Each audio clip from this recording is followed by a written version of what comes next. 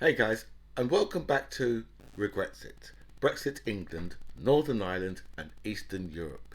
It's beginning to look a lot like the 70s. They're striking everywhere. Oh, I'm getting a bit of deja vu here. Something tells me I should say this tone is coming like a ghost tone. Now, I've had to do that again, right? Because some flipping stupid klutz yesterday forgot to plug in the microphone, and I wonder who that was that forgot to plug in the microphone. Someone round here, right, should face the sack for that type of behaviour. Boris Johnson has been blaming the transport workers for the cost of living crisis. He says it's their fault for wanting more money. It's all down to them. They want too much. Boris Johnson, a man who promised us a high wage, highly skilled jobs market in this country. Now, considering, right, what these people are doing to the strikers at the moment, how they talk about, because today's strike day. So how they're talking to the strikers at the moment, and they're saying, well, they want more money. I'm saying, no, can't have more, right? But you said there was going to be a high wage economy. Yes, but still, they can't have no more. Because if you really listen to Boris Johnson, I mean, it's very difficult because everything he tells you he's lying about.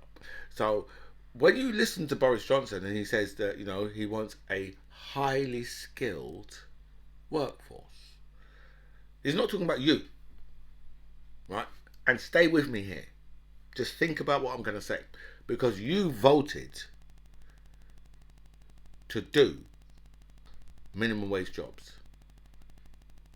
That's what your Brexit vote entailed. Your Brexit vote entailed that the only people who can do minimum wage jobs are British people. So those are the British jobs for British workers. So the million people that have come here after Brexit, which made the numbers even higher, have all come as your bosses. They've all come to do things like IT. If you notice, right, the NHS, right, look how much workers the NHS needs. None of those people have come over to work in the NHS. They've all come to work probably in places like the city. If they're going to work in councils, they're coming. They're coming to councils in the higher band, because I think it's 30 odd grand you have to come. You be earning to come here. You're not going to get that on the minimum wage, right? But you see, there's a problem with that, and the problem with that is this: there are people in this country. We are no way, right, going to go into a field, right, break our bloody back all day picking up fucking vegetables. No, not going to do it. That's how the people feel. They don't want to do that work. They don't want to do back-breaking work. I mean, they're going to start pushing it to work in your supermarkets and stuff like that. They're going to be doing those type of jobs, or in Pizza Hut or in KFC or in McDonald's. All those type of jobs are going to be, it's a job, innit? It's a job, innit? Get a career in McDonald's. Get a career in McDonald's. Send your children out to go and get a career in McDonald's. A career. McDonald's. When I first heard this, right, I was like, this can't be true. But McDonald's are offering apprenticeships. Apprenticeship. Should we just leave that right there?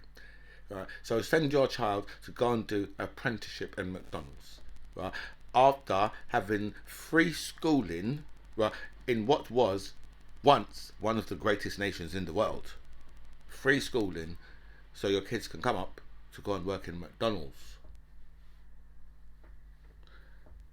And then we go back to the fields, picking up that shit. Who's going to go and pick up all the vegetables and all the fruits? Who's going to do that? I'm not going to do it, but I don't want some bloody foreigner doing it. I want some bloody foreigner guy out there picking up fucking fruit and vegetables. Let fucking stay in the field and rot. That's right where we are in this country, right? Because that's what these people are prepared to do. Let that shit stay in the field and rot. You're the only people who could do minimum wage jobs. When Boris Johnson telling you about a high skilled economy, he's not talking about you. Because you're bringing up your kids to work in McDonald's to do to go and do apprenticeships in McDonald's or Burger King or KFC. I'm sure they must be offering the same type of education that McDonald's is offering. But that's the job. That's the job that you've leveled for yourself. You said, no, we want those jobs. We want the low wage jobs. And personally, and hear me out on this, I personally think, right, that it should be the other way around. That you should be saying, we want the immigrants to come here and do those low skilled jobs.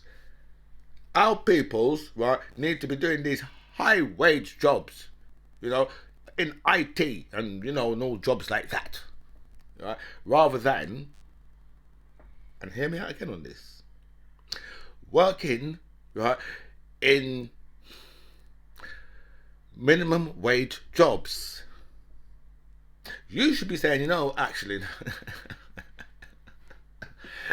you've got this twisted, Boris. These people that you're bringing over need to come and do the low wage jobs. We can stay with the highly skilled jobs so we can be highly paid workers. Because a minimum wage job, right, is never going to be a highly skilled or a highly paid job. You get the term where it says minimum wage. Okay? And also, welcome back to By Any Means Necessary. Thank you so much for all your messages sent me. A special thanks here to everybody who signed up to my channel. I feel so blessed with so much people that have signed up, so thank you so much for that. I'll go through all your messages. I'll answer as many as I can, but I will like all the messages for definite. And some fool yesterday decided to leave the microphone out. See, at the end, I saw it at the end and I thought, ooh, that's going to be a problem now. Didn't put the microphone in. But then, right, I'd got through the whole video and I thought, oof, I can't do it again. Because it took me flipping ages to do it yesterday in the first place. You know what I mean? I couldn't do it in the morning, couldn't get my bloody head straight. So I couldn't do it in the morning, so I didn't do it until like after 1 o'clock. And then, done the whole bloody video, saw the mic wasn't in and thought, I really should just knock myself in the head sometimes. But in saying that, it was Monday. That's no excuse, actually. So, and today is the summer solstice. So today is the longest day of the year, right? It's because obviously it's the 21st of June. So you should have been this morning down at Stonehenge, right, inside the stones, because there's only 2 days of the year you can actually go inside the stones, and today's one of them. And people has been there, yeah, smoking weed, right, and doing all sorts of different nonsense at that time in the morning, right? Watching, waiting for the sun to come up. There's people in there singing. I don't know if you've ever experienced it, but it is quite an experience. But we've reached another summer solstice. And in Spain, do you know you can get fined? There's a certain part of Spain you can get fined €700 for urinating in the sea. Wow. They really care about their water.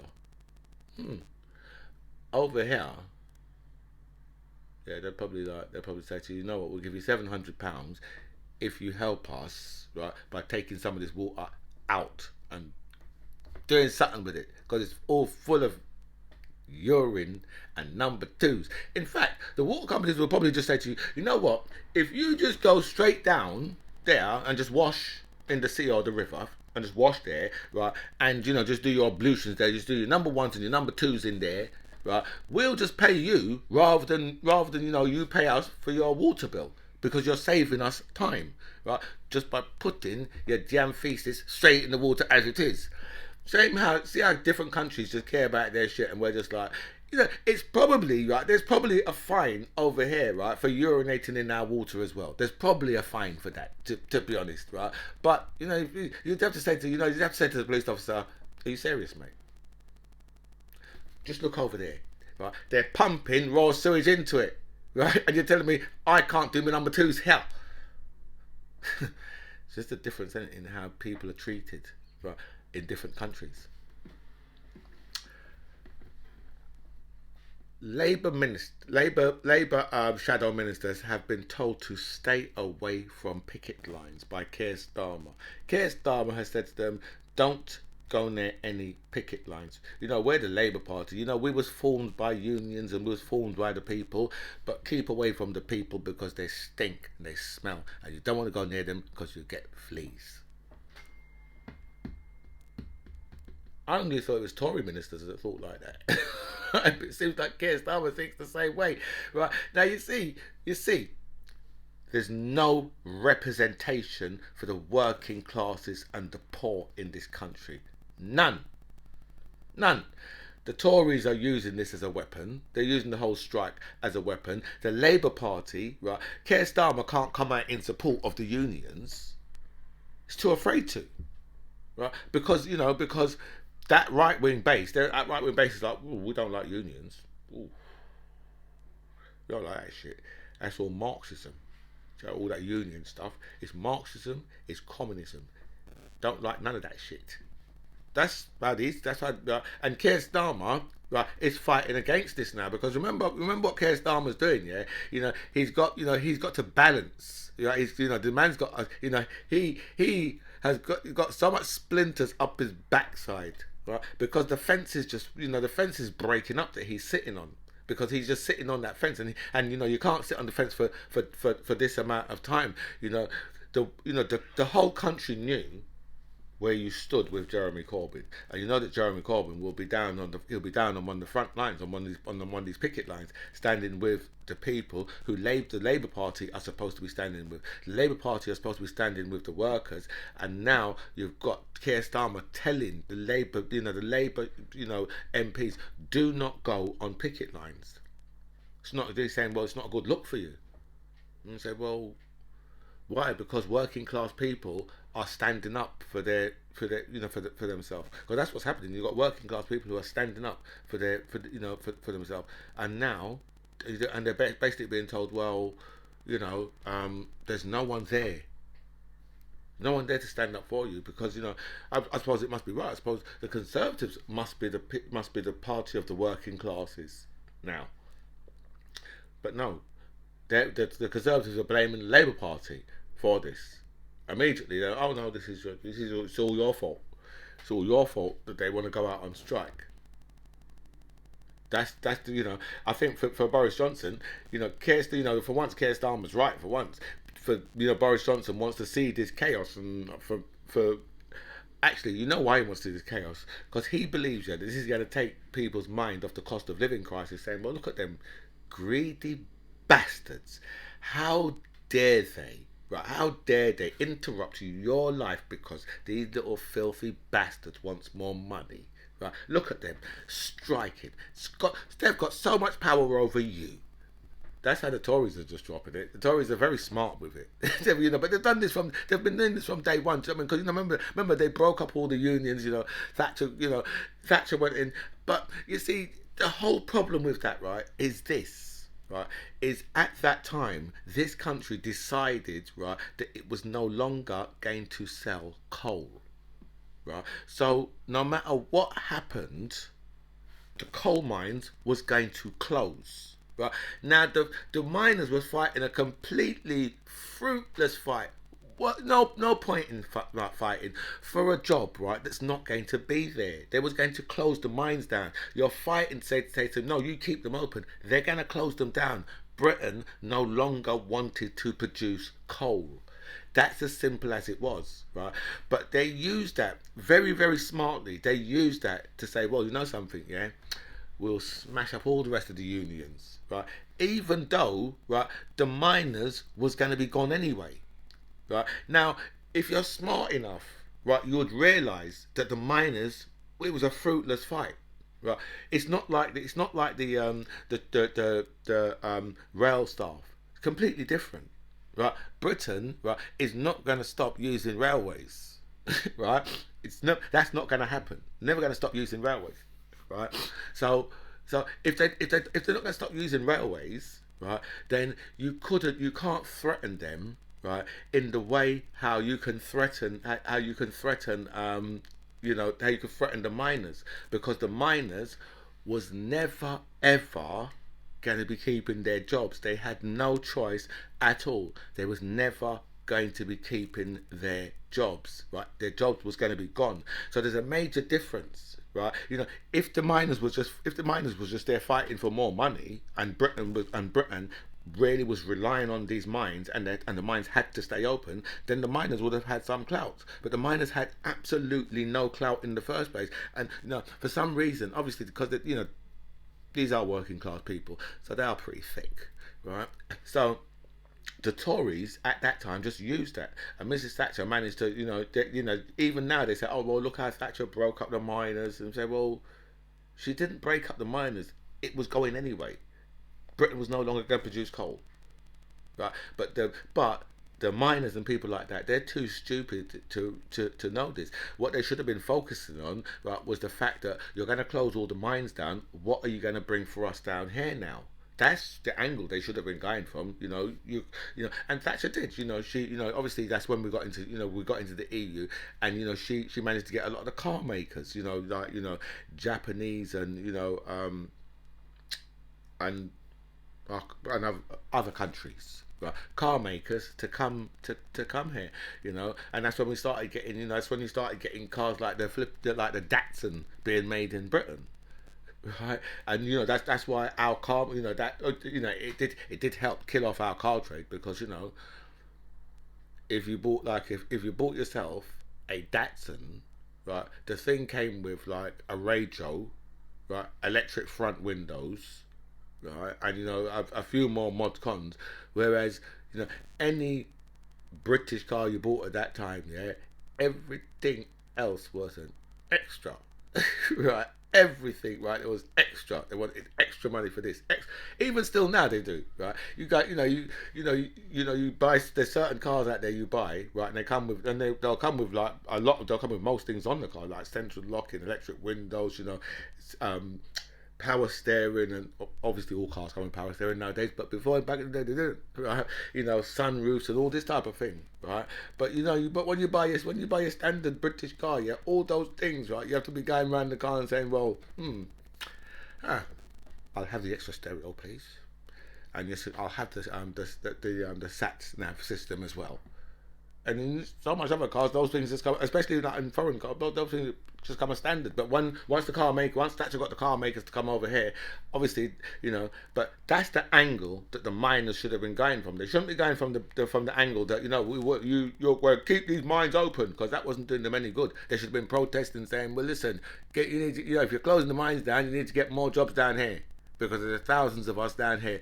But that gave Thatcher the right to just leave them in the wilderness after that, right? Knowing that she just left them in the wilderness. They didn't vote for her for a long time, until obviously Boris Johnson came along, and then a lot of the people who was ex-miners and had been shafted by the Tories decided, oh well, our best thing to do is to vote for Boris Johnson, because Boris Johnson is going to send black and brown people to Rwanda. So Keir Starmer, right, has come out and told his workers, his MPs, do not go, right, and stand up with the workers, which leaves us unrepresented. Nobody in there for us. We've got, for the working classes, we've got one person in there for us, and he's an independent, and his name is Jeremy Corbyn. That's the one person we've actually got in there for us, right? So that means that we all of our asses should go and move into Islam. Now there's an idea. We could all become, a part of the metropolitan, part of the Islington metropolitan elite, part of that crowd, right? The Islington metropolitan elite. This is what they sold the Northerners. That the people in Islington, right, are so posh. Part of it's Hackney, by the way, but the people in Islington, Hackney, are so posh, right? While the people who you're supporting, Nigel Farage, hangs out with the people who owns the Ritz. But the people who live in Islington, Hackney, are metropolitan middle class elite. the people that own the Ritz, they go round in helicopters and small aircraft to get around England. To get around London, they go around in helicopters. To get around London, they own the Ritz. Nigel Farage works for them. And you believe that they are the good guys. And Jeremy Corbyn, middle class metropolitan Islington elite. You know something? I can see the whole confusion. I can understand how you believe, how the people in the Red Wall. I can understand it now. I can see it. I can see it as clear as day. How you believe that the people in the Ritz,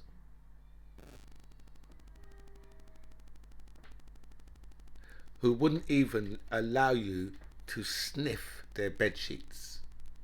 I'm not talking about their personal bed sheets. I'm talking about the sheets. And hold on. Why am I thinking about the Savoy? The Ritz. The Ritz is like anyway, right? The people from the Ritz, yeah, they wouldn't allow you, right, to sniff, right, the serviettes that come off their tables after they've been used. They'll be like, you're working class, mate, you get too much out of it. And furthermore, you shouldn't be in here because you're not welcome. That's what they'd say to you. But you believe that people like Nigel Farage and those other people have your back, and But then those people have got exactly what they want, because they've got Keir Starmer right now telling working class people, you know what? There's no representation for you.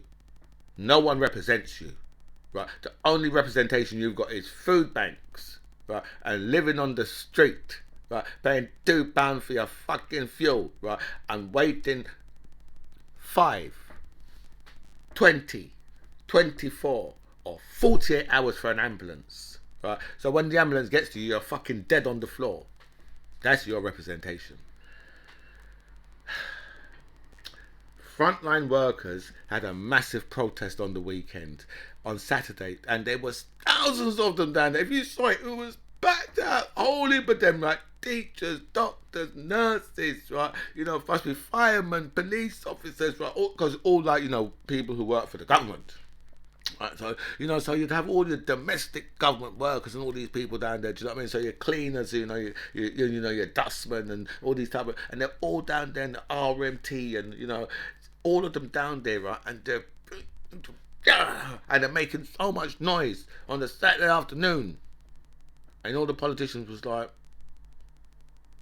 well, we're not even there, so who gives a shit? Right? Can't you come back and protest while we're in the building? They're like, no, because all of us, right, while you're in the building, right, all of us are at work. Well, how about if you do it in maybe July and August? While you're on holiday, yeah? Fair point.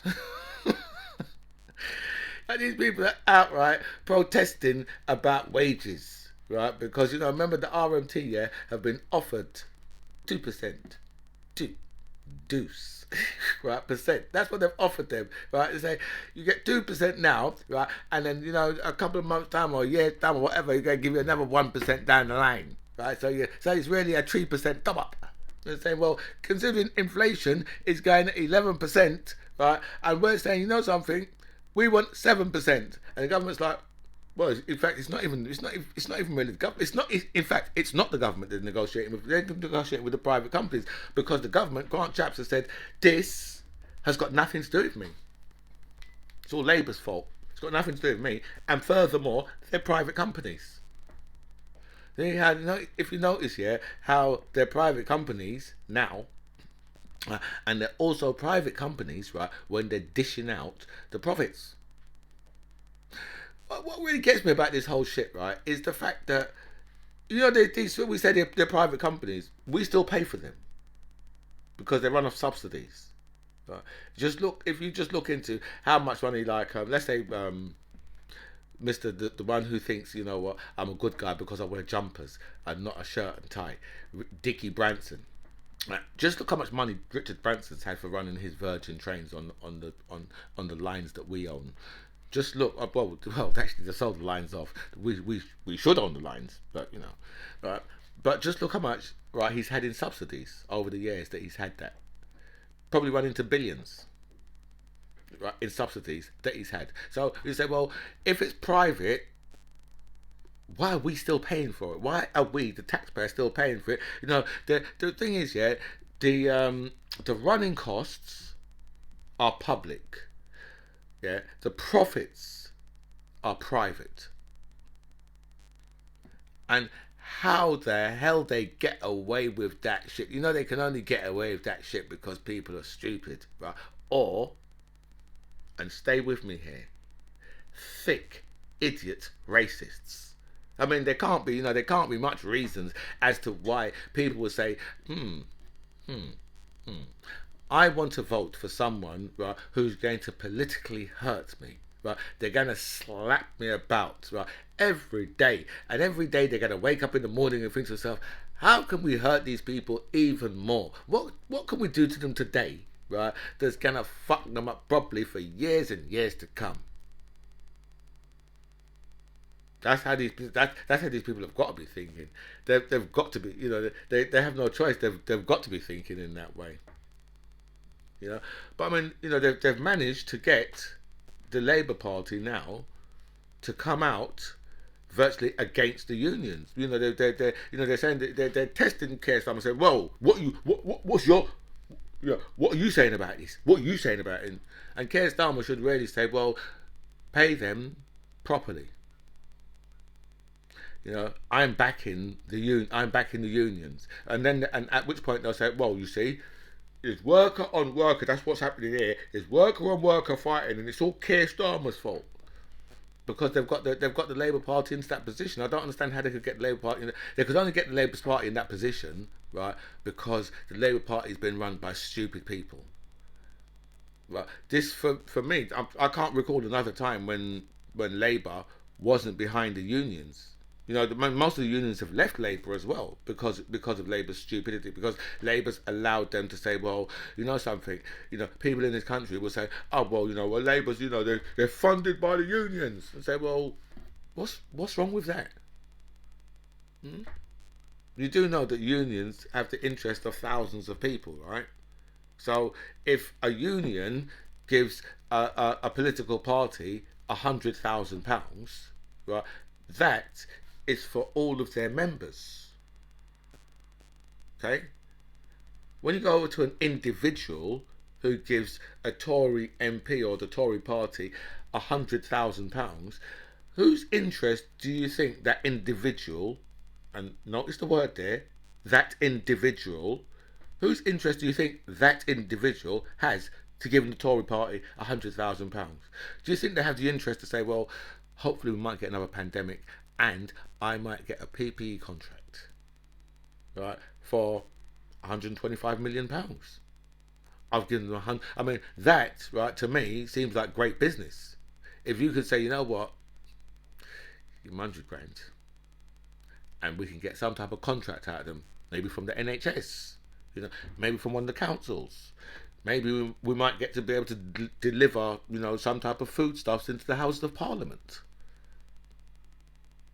But that's the reason why individuals pay money, right?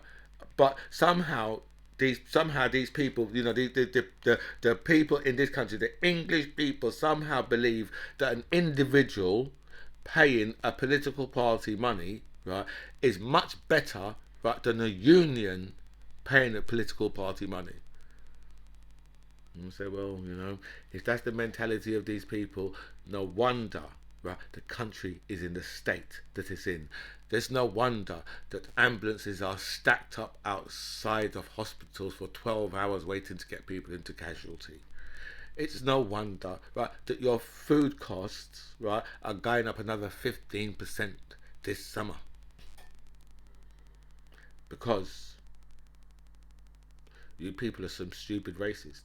and you put up with this, and you always have put up with this. And for the all the times that that people vote for the Tories, knowing right that the Tories are going to do this to you. But you know, if you're going to vote in that way, then what can you expect? Grant Shapps has said it is irresponsible for the RMT to go on strike. And people don't want these strikes. It's punishing millions of people, says Sebastian Fox. That's Grant Shapps, Sebastian Fox, a man who used to sell get-rich schemes on the internet before he was an MP. So you can tell, a very trustworthy individual. Right? If you look at all of the Tories, right, it's like Sir Ian Duncan Smith, I mean, a man who lied about all, his qualifications, right, on his website, right, right. Oh dear, just like these people that you put in power are just like, they are, I'd just say that, there is probably a trailer park, right, missing a lot of folks, right, with these guys that you've put in power, in charge of this country, right? And Ed Vaizey has described the RMT as wanting to bring the government down, and that's the reason why they're going on strike, because they want to bring the government down. So that's why they're going on strike, because like, I mean, the government could just say to the companies, well, pay them the 7%, then they won't go on strike. Because that's what they're asking for, asking for 7%. And they're saying to them, well, no. Ooh, working class people, right, you're already on fantastic wages. What the hell do you think this is? Right, you're already taking £54,000 a year. Right, so, and then you want another 7% on top, another 7 pence in the pound you want on top of that. Are you having, even though you just saw us get a rise of £2,500 or whatever it was, as the politicians just got, right? And you know that they got subsidised food that would cost you, right, in excess of what, £350 a week to eat there, right? What they're getting for less, right, than £50 a week. Right?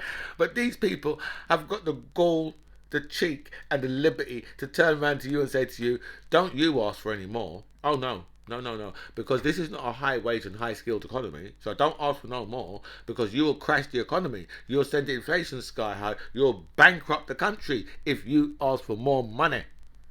While Boris Johnson sat there with £1,000 a roll wallpaper. But don't you dare ask for any more, not you. Oof. No. There's no money in the pot for the people of this country. But if there's a war coming up, we can certainly find the funds to go and do that. I mean, if we want to go and re-put ourselves into Afghanistan, I'm quite sure we would find the money to go and do that.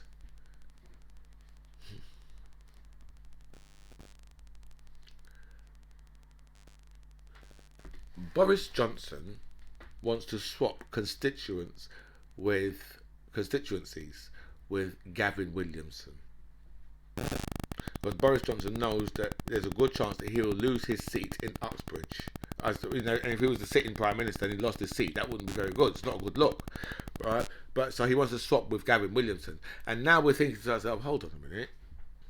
Is this why you was made into Sir Gavin Williamson? Because, I don't know, because I mean yesterday that story about Boris Johnson trying to get Carrie the job in the Foreign Office, right, has disappeared. It's it's completely gone off of. I think it was in the Times. Yeah, I think I read it on the Times, and it's completely disappeared. It's completely gone. No one knows where it's gone. And now we find out that Boris Johnson wants to swap constituencies with Gavin Williamson. And just a few months back, he gave Gavin Williamson a title. So one has to wonder whether or not he was just nicing up Gavin Williamson and just saying, you know what, yeah, if you do that for me, I mean, I'll just slip you that. But obviously, he might have pushed this one too far, so because everyone's seen it now. But I know Boris Johnson is barefaced, and he would just like he would just in the end he would just go like, well, me and Gary are swapping constituencies, right? Boris Johnson wants to tag migrants now. So so this is just more red meat. Oh, you know what? That's just a lot of bollocks, isn't it? It's just more red meat for the fucking fools, right? A lady who paid £217 for a present for her husband, right? And she paid the money into the EU. And when it turned up at her door, they demanded another £55 in taxes for the motherfucking rucksack. She should have said, "Is the rucksack full of money? I hope it's full of euros." The rucksack. But this is Brexit Britain. Right? When the goods turn up to your door, a lot of times they say, "No, you know what? You need a little cash for that, yeah." Brexit is to blame for the problems in the airlines, says the boss of EasyJet, and he's pulled no punches. Come out, or she has come out and said, "Brexit's to blame for this shit what's going on in the airlines. It's all Brexit's fault." So all you Brexiters understand it's all your fault what's going on at the airports. Your fault. British Airlines are borrowing planes from EU companies to get around the EU laws. And when they say borrowing, they mean hire. Because you know these companies are going to be like, well, yeah, you can borrow that plane, yeah, if you give us £4,000. I don't know how much it is to hire an airplane, but you know, I could imagine it's probably going to be a lot more than £4,000. Right, but that's the way they're getting around the rules, and you see, so well, these people, didn't these people realise? Didn't nobody tell them, you know, that our companies are going to be in real problems, and they're going to have to start borrowing aeroplanes off EU companies. As inflation spirals, can Brexit be Boris Johnson's trump card? Can Boris Johnson use Brexit to his advantage? Yes, he can, because he can keep telling these Brexit idiots, don't worry, all the good times are just round the corner. If you just wait another 20 years, everything you want is going to come through on Brexit for you. And you're going to start having a good time. Very good time. Anyway, guys, look, I've gone well over my time again. Right? But as I said, I must apologise for yesterday's video because it was a bit muffled. But I've got the mic in today, so good news there, innit? Right. Anyway, guys, look, this is By Any Means Necessary. I'm the MC John Ribbs. It was really nice to speak to you guys. Comments below.